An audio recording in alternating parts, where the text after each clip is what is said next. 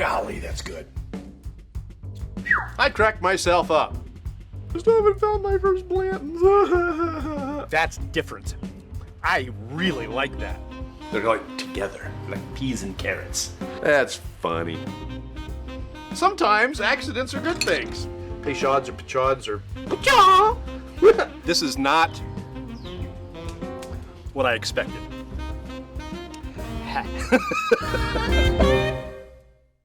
How's it going? It's Bourbcast night, and Larry's watching. Hey, Larry, how are you? I'm glad you're here. I will be absolutely 100% honest and tell you that I know nothing about this Peerless at all. I did not get the opportunity to do the research, which is fine. I did a lot of research from last week, you know, I'm gonna go with the idea that this is basically your same small batch rye that we tried last week, and that it's just double oaked, right? It's rested in a secondary oak barrel. I don't know for how long. Sometimes that's 6 months, sometimes it's 9 months. And I forgot, I'm also wearing a very nice shirt. And I was prepared at least for this, because I wanted to go out in public, and most of the time I don't mind going out in public with my bourbon shirts on, but I don't want people to judge me and think I drink too much. So there you go. Now I got the shirt on. All right. Okay, so I just happen to still have my small batch Peerless from last week. We'll just go over it real quick again. Let's see. I don't see anything about mash bill or anything like that, so I did the history last week, which, you know, if you're interested in that, go back and watch it, because I mean, there's a lot going on with Peerless. And me being a fanboy, I wanted to dig right in and go all the way down. But,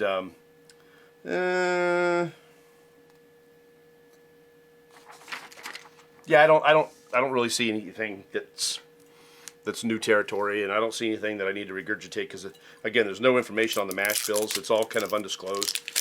So, which is, you know, both fun and annoying, because then you get to try the rye, and you get to decide, you know, do I like rye? Is it 95.5, which I don't think this is, or does it have a more varied mash bill? Is it 65? Is it 51, like Rittenhouse? I don't know. 51 would still be high if it was a bourbon. It's got this thing on it. I knew that was coming. I've been trying to fight it off. All right. Yeah, boy. Wow, it's dark. So, I've got the other Peerless rye here, and you could tell, if I take this stupid thing off, I mean, look at the difference in the color.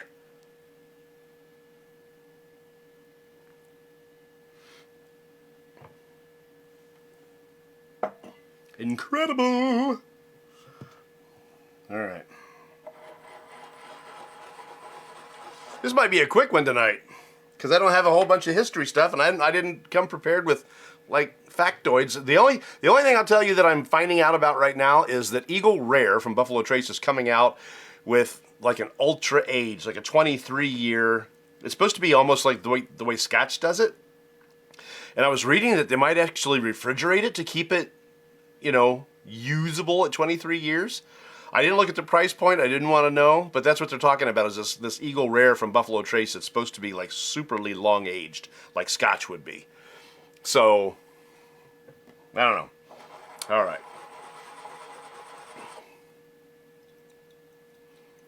All right, so here we go. This is the Peerless Double Oak Rye. They do make a Double Oak Bourbon as well. The proof point on this, price point was over $100 on this one. This is 109.5 proof, whereas last week's was 110.4. And these are, traditionally, the Peerless, to me, doesn't drink particularly hot. The last week, the Peerless kind of got me as it was going down instead of on the palate. So we'll see what this one does. All right. This is my first try. I've had the Peerless Rye before. This is my first try with this. I'm a little excited, to be honest. You know how it's like Christmas time and you get that one gift that's been in the corner for like a month and you make it that's the last one you want to open because you're so highly anticipating it? Well, that's why I'm kind of sitting back here and just twirling because I'm so highly anticipating this pour that I don't want it to be over. And I know as soon as I get into it, it'll be over. The first time will be over. Does it make any sense? Okay. Oh, very caramely. God. Paul's watching. Joseph's watching. This is going to be good. So a lot of double oaked. I tend to really like the bouquet. I like the nose on it, but I find myself thinking it's too sweet, right? So the Woodford double oak to me is a little bit too sweet in time, not right away, but after it sits, the double oak from Woodford just gets too sweet for me. And there's some other ones too. Chicken Cock is not one of those that does that. There was another one that I tried that didn't do that, the double oaked. So I'm a little scared. Because this has the potential to be sweet. I'm catching just a little sweetness on it. Maybe a little brown sugar, maybe. But brown sugar doesn't have to be sweet. Just, okay. That caramels it. Boy, oh boy. A little bit of cinnamon, but more like if you get candy, the Red Hot. That oak is not, it's not overbearing. It's really nice, actually.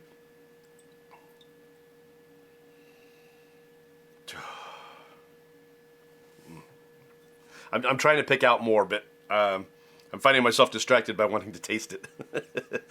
Nose first, nose first.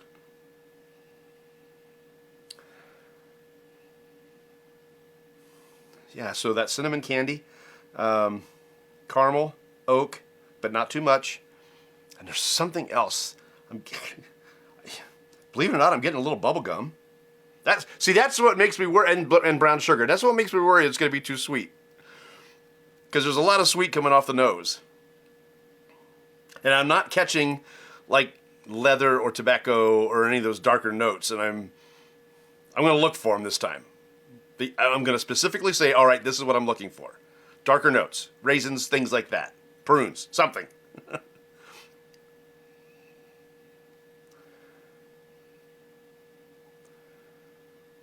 Okay, I found a little leather, but that's it. I was looking for something else, and I couldn't find anything else but leather. Leather I found.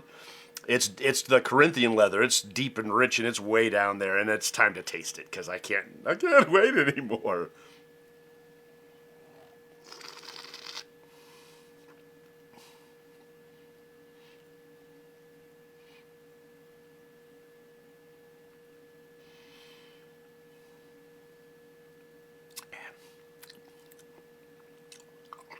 Little drying, not bad.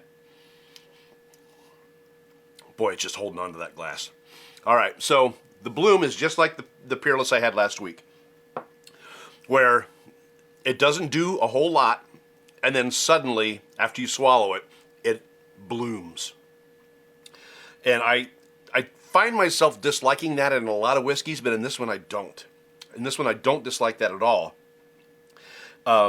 And I'm not making excuses for it because it's not just in one area. Once you take that swallow and once it starts to bloom, it blooms not only in the back of your throat like a Basil Hayden and something like that. This blooms throughout the entire palate. Now, why does it wait so long to bloom throughout the entire palate? I've got no idea. It doesn't make any sense. And last week I thought, well, maybe if I gave it a little air. No, that didn't matter. Okay. So where the nose on this was really, really sweet, the palate is not. So if I had to put this in a category with double oaked so far, on just a first taste, I would say this is a lot more like the Chicken Cock double oak than it is like the Woodford Reserve. Even though it was really sweet on the nose and I was a little bit afraid, I mean, this could change. This is the double oak and it's open now, so it could definitely change. But, right now, off the first crack, I'm not catching any of that sweetness, really. And I've only had the one dram, and it was a big one, so I need to slow down. But this reminds me of the chicken cock, in that the chicken cock did not get sweet. It stayed oaky. And that's what this is reminding me of. So let's go with another dram. I'm going to take a little smaller one this time.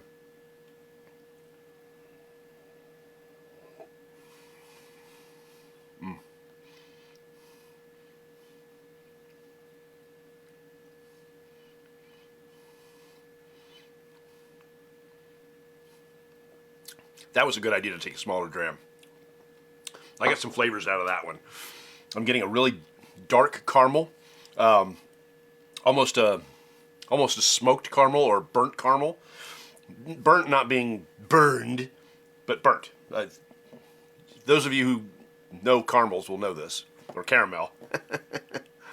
You gotta have a degree to say caramel. But anyway, I am getting chocolate.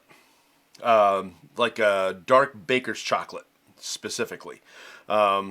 It's not bitter like a baker's chocolate, but I am getting essences of a deep, rich, dark chocolate in there. Okay, another one.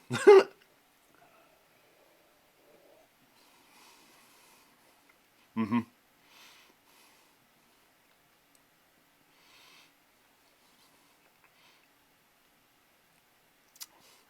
Yeah. Maybe a little tobacco.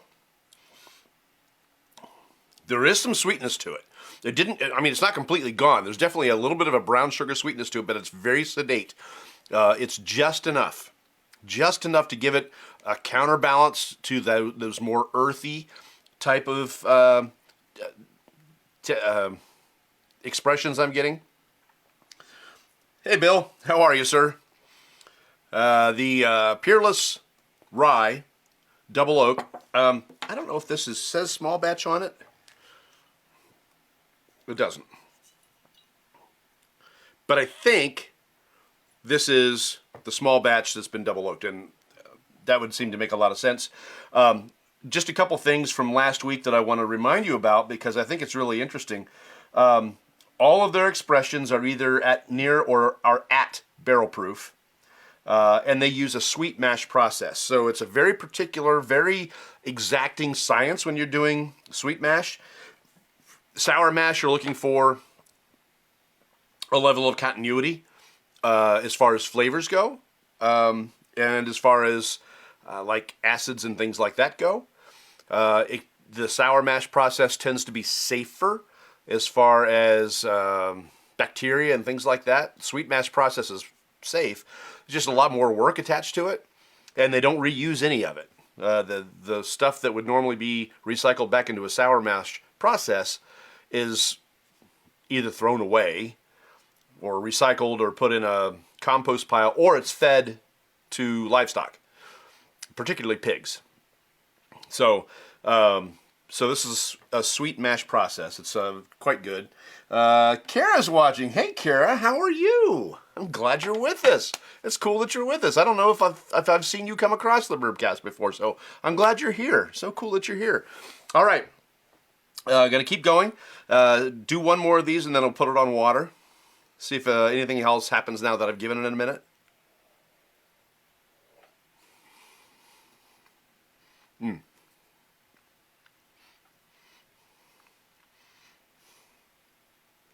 Okay, all the same notes, except for right at the beginning, there's a little bit of citrus. I'm going to say orange rind. It's not orange, or orange, if you have a degree. That's funny. I don't know if anybody with a degree would say orange. I did hear somebody the other day say, and it was real. I thought it was a fake thing. I heard somebody say ruin. You ruined it. I always thought that was just me being funny when I would do that, but no, it's a real thing. I've actually heard somebody say it for real. Ruined. Okay. So all the same notes. There's a little tobacco, a little caramel, a little chocolate, and a little orange right on the front. Boy, this is a nice pour, and it's heads and tails different than this one. That extra oak, heads and tails different. This is a fantastic pour, and I love this pour, and it's one of my favorites, honestly. This one is not the same pour, but it's definitely super good for what it's there for. A little coffee. On the finish, I'm getting a little coffee. Sometimes it takes a little while for that finish. It's got a long finish, and I'm getting coffee on it. Not as heavy as like the pumpernickel rye that we got from Middle West. Not as heavy as other coffee ones. Like we even did an Angel's Envy that had a very, very heavy coffee aftertaste, but it was very cloudy. It has since settled, but that had this has a little coffee, just a little bit, and it's only in the finish that I've been able to detect. All right, so let's do water, shall we? Put a little more in here.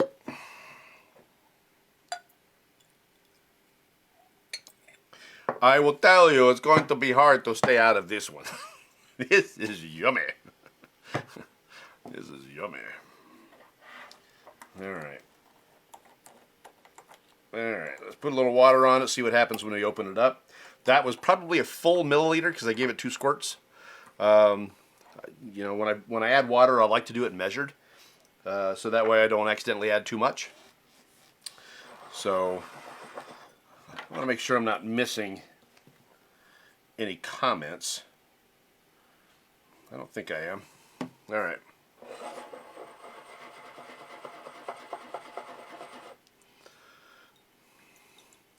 Peerless is not readily available anywhere. This one right now is not in the state, and the place where I got it in Kentucky, it's out of stock there too. So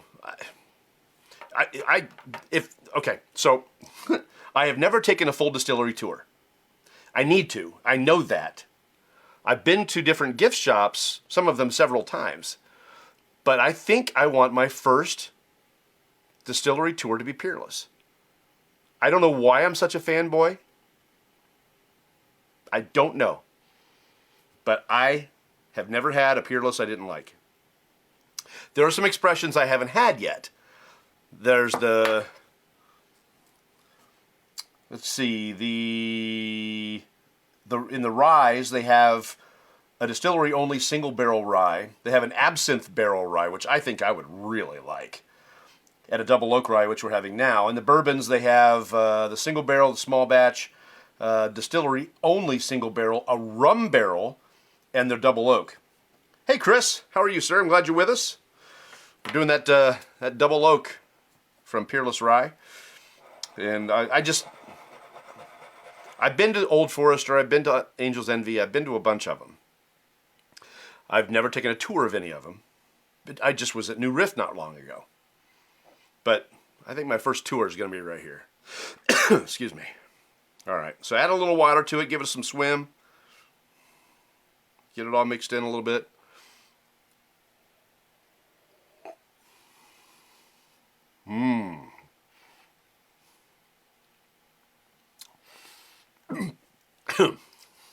Now the sweetness comes out.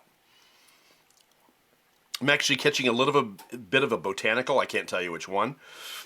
Definitely something floral came out of it. It didn't go overly sweet. It's just there's a little more sweetness that came out. So if I had to take that dark burnt caramel, see, I said it with a degree that time. If you take that and you sweeten it up a little bit more, that's part of it.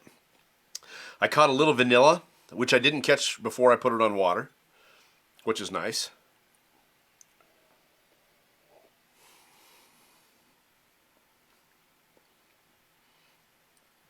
This just opened up. There's more oak, but it's not, there's a little butter. I've been sitting here trying to figure out what that was. Butter. That's butter. Maybe a little sweetness in that brown sugar note. It's not as dark as it was. Gosh, that's nice. That's a nice pour. That's a nice pour. Oh, that's a nice pour. That's, if you get a chance to get this one, yeah. Shoot.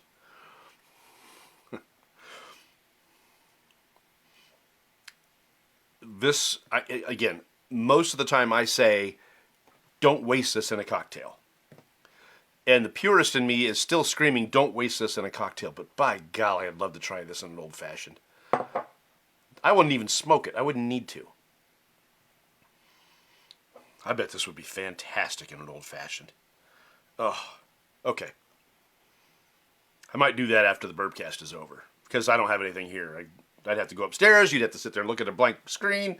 It'd be boring. So I'm not going to do it right now, but golly. I'm not a big Manhattan fan. They're okay. I like them. But of the mixed drinks, the old-fashioned, the Sazerac, those are my two favorites.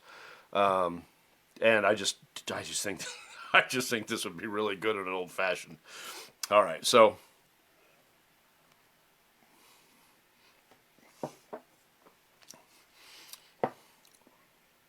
that brown sugar note is a sweet note for sure.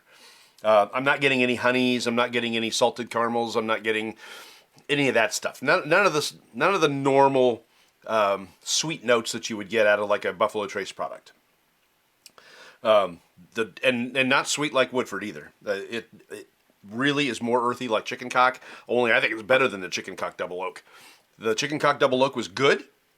It stayed really earthy. There wasn't much sweetness to it at all, which is fine. Not everything has to be sweet. But this one, that brown sugar sweetness coming out a little bit helps balance out that earthiness of the Double Oak barrel without going into the sweet maple and brown sugars that Woodford does, for instance. Okay.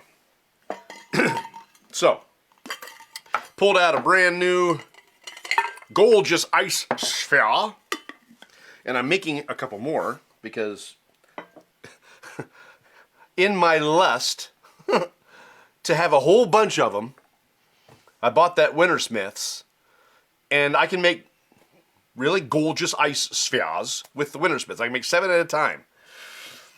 But until I learned how to store them in a bag like this is the bigger OHLQ bag, and it's thick, and it absorbs the moisture somewhat, so the crystals don't form on the outside.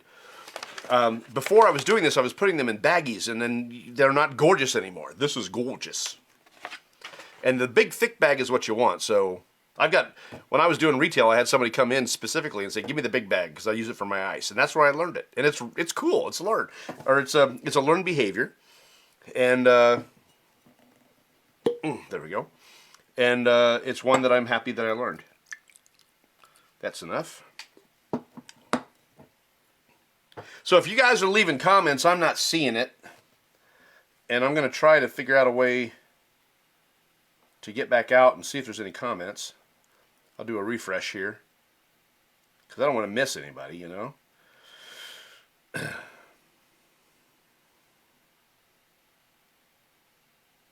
Okay. Okay. I'm glad y'all are watching. Comments are fine. But if they're not there, they're not there, and that's fine. I don't mind that one bit. Get it cooled down. I know, Paul, I'm not using the finger method tonight. I'm just swirling. That should be okay, shouldn't it? All right. So why clear ice spheres? If you put ice cubes in a drink, that's a lot of surface area. Think of each ice cube in the surface area of that entire cube. You know, so you have the up, the down, the sides, all that stuff.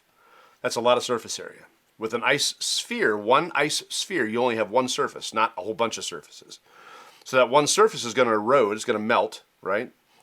This one surface is going to do that too, but it's going to do it slower because it's only one surface and because it's a clear ice sphere and it's big. So it dilutes the drink a lot slower, but it still cools the drink better than anything I've ever tried. I've tried the whiskey bullets, I've tried the whiskey soap cubes, I've tried the stainless steel things. Nothing cools it down like ice. But if you're going to do ice, you need to do a clear cube or sphere, a big one that doesn't melt very fast. Okay, glad I got that out.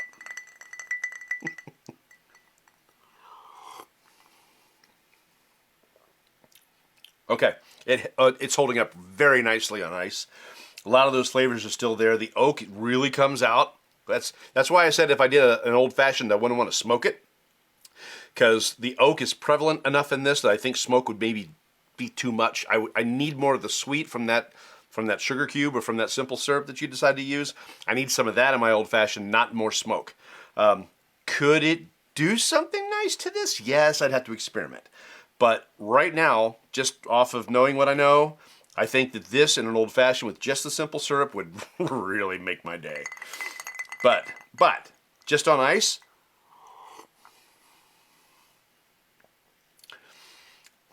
the sweetness of the caramel, no chocolate, a little bit of vanilla still there. I take that back. There's definitely chocolate on the finish. It wasn't there a minute ago, but it's there now. And that coffee's back too. Just now it hit me. Boom. So this is a great pour. I will not sugarcoat it at all because it doesn't need it. This is really good. I don't know which one I like better between the Peerless Small Batch Rye and the Double Oaked. I think it's unfair to put them against each other like that because they're not the same product. This is not this. I mean, they may be the same rye, but that second barrel changes this enough that to put them against each other just isn't fair to either one of them. This is a standalone product. It's fantastic the way it is. This, as a standalone product, is also fantastic just the way it is. Peerless is one of my favorite pours ever. Paul says, that's okay. I have a new phone and I'm having problems trying to figure out technology. I'm not a tech person. Well, you're here, Paul, so you're not in too bad a shape. And you managed to make a comment, so that's good. You're doing great. Don't worry about it. Just, keep watching. But I'm glad you're here. Thank you for watching. All right. I'm also blessed because tonight is not trick-or-treat night. Normally, this today would be trick-or-treat night, and it isn't.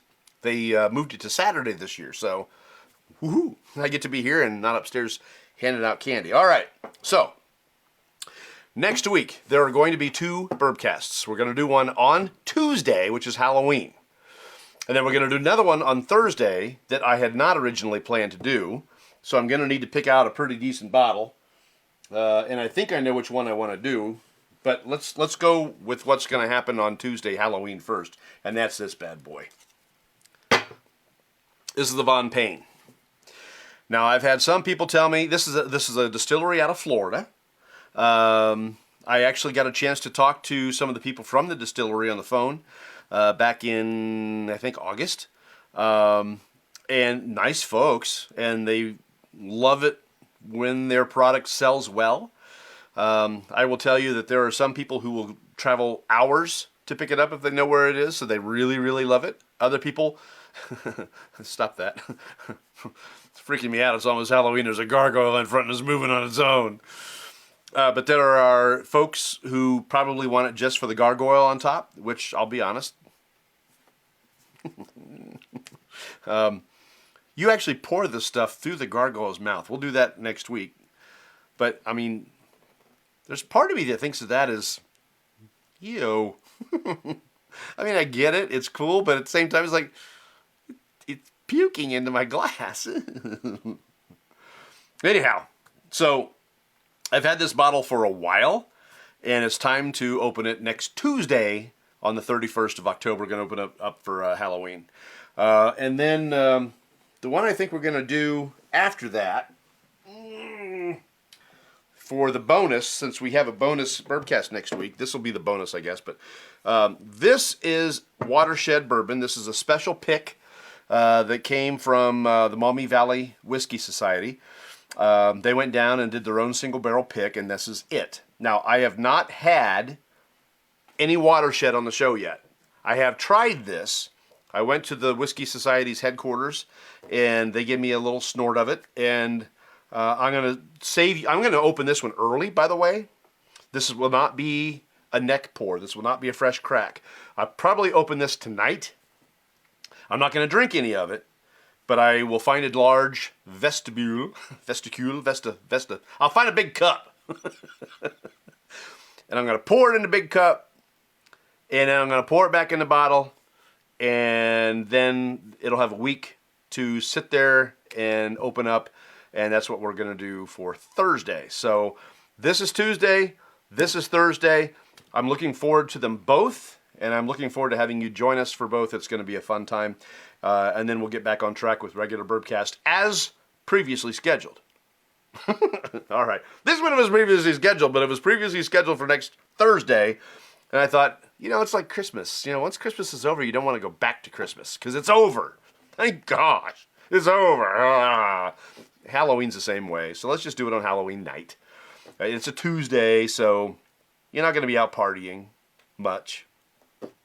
And if you miss it, you can always come back and watch it, on the day after Thanksgiving, which makes you super lame, but that's okay. Not for me to say. All right, gang, I want to thank you again for being here with us, and I will see you next Tuesday for the Von Payne. I might even dress up. We talked about maybe doing costumes and maybe decorating the set a little bit, so stay tuned for that. It's going to be a wild Halloween, and I'm so looking forward to it, and we will see you then.